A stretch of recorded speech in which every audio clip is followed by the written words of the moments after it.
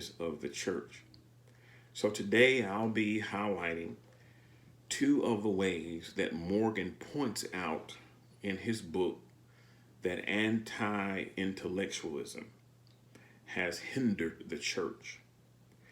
And then I'll briefly mention ways or methods that I believe that the church can incorporate and execute right away, these ways to begin to reclaim our place, if you will, at the table in the secular world. So one way that Moreland highlights or points out in the book that anti-intellectualism has hampered the church or hampered the church's witness is, number one, it spawned an irrelevant gospel. It spawned an irrelevant gospel. And Moreland talks about how giving personal testimonies of a changed life, and he talks about pitching that personal testimony to unbelievers with the thought that if they desire to be changed, then they too can accept Jesus as the solution for a better life, a life that is not totally free from anxiety and stress and depression, but a better life, if you will.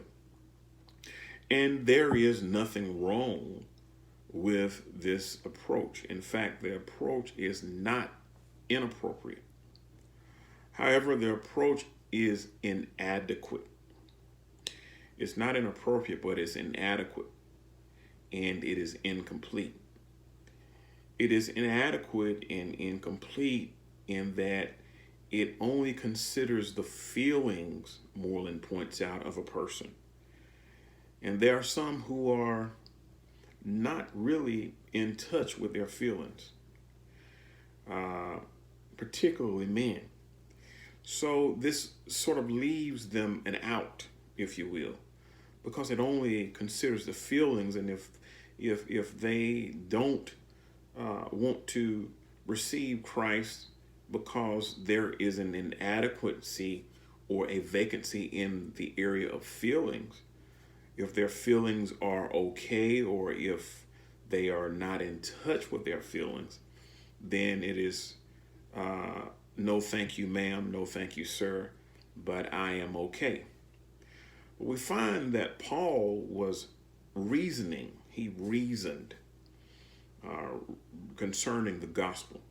So there was not only a feeling, but there was reason to believe. Reason to believe.